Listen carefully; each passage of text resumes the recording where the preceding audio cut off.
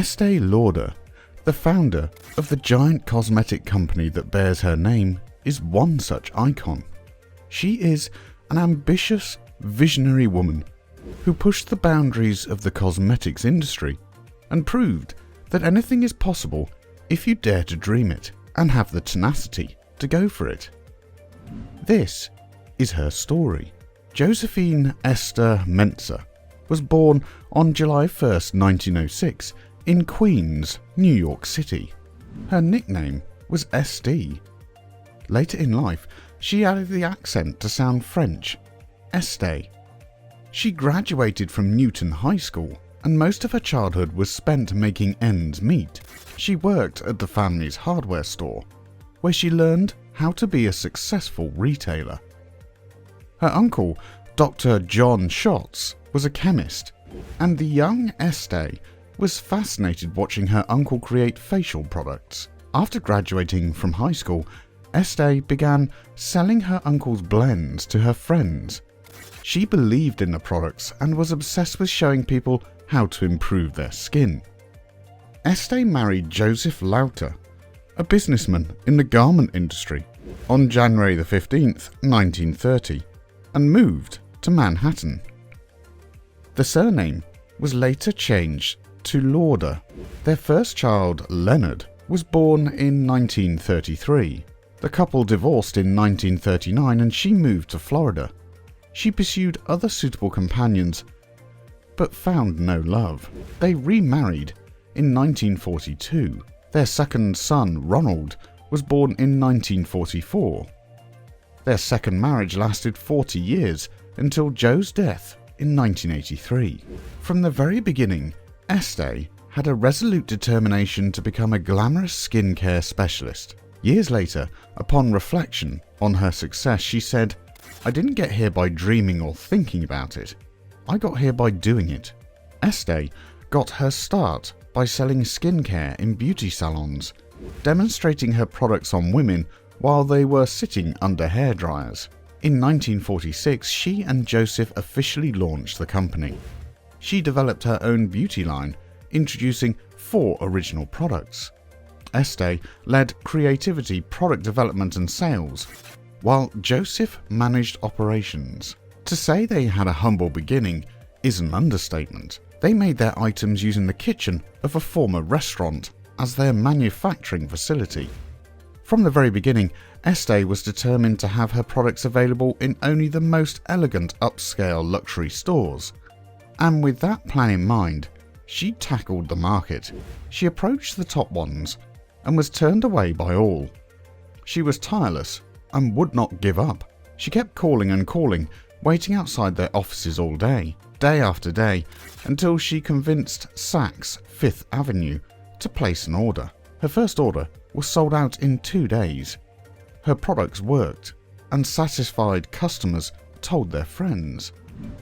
Another early success was Estée's presence in the great Dallas-based Neiman Marcus. Her typical day started with selling products, and during the night she cooked creams and oils on the restaurant stoves.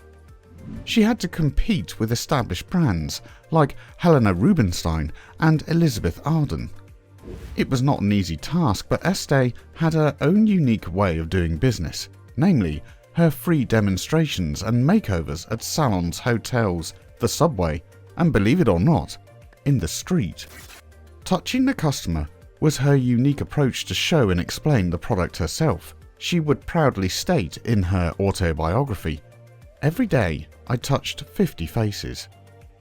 Like any other new company, they needed exposure through advertising, but were turned down by ad agencies because of the small size of their account. It was then that Estée decided to invest the entire $50,000 of their advertising budget in producing samples. The samples were offered through direct mail, charity giveaways, and as gifts with purchases. The famous, elegantly assembled Estée Lauder gift bags began to appear at charity ball after charity ball. There is a story that Saks Fifth Avenue was mobbed by wealthy ladies looking for Estée's lipsticks after she gave away the lipsticks at a charity event at the prestigious Waldorf Astoria the night before. Her gift with purchase technique was later copied by other cosmetic companies, and today it is a standard practice in the industry. Estée also worked on the editors of major New York-based fashion magazines. She demonstrated her products to them, and once they saw the magic for themselves, she got all the free press. In 1953, Estée introduced their first fragrance, Youth Dew, a bath oil that doubled as a perfume. Estée made it an affordable luxury at just $8.50. This resulted in Youth Dew generating 80% of the company's sales. Estée worked for months to convince the infamous department store Harrods in London for a space. As for the Galeries Lafayette in Paris, she had to accidentally spill perfume on the floor for customers to smell the fragrance and ask for it, so that the Galeries Lafayette would agree to sell her products. Estée was a pioneer in the elegant over-the-top presentation of her products. She focused on packaging well before her customers. She chose colours that are serving the brand to this day. She was very particular about her sales force.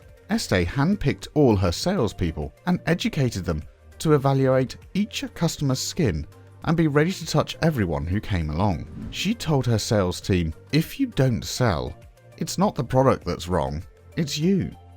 She also trained them to never oversell. She said, "No customer should go home and say, 'Why did I buy this?'" Throughout the years, she never missed the opening of a new counter in a store.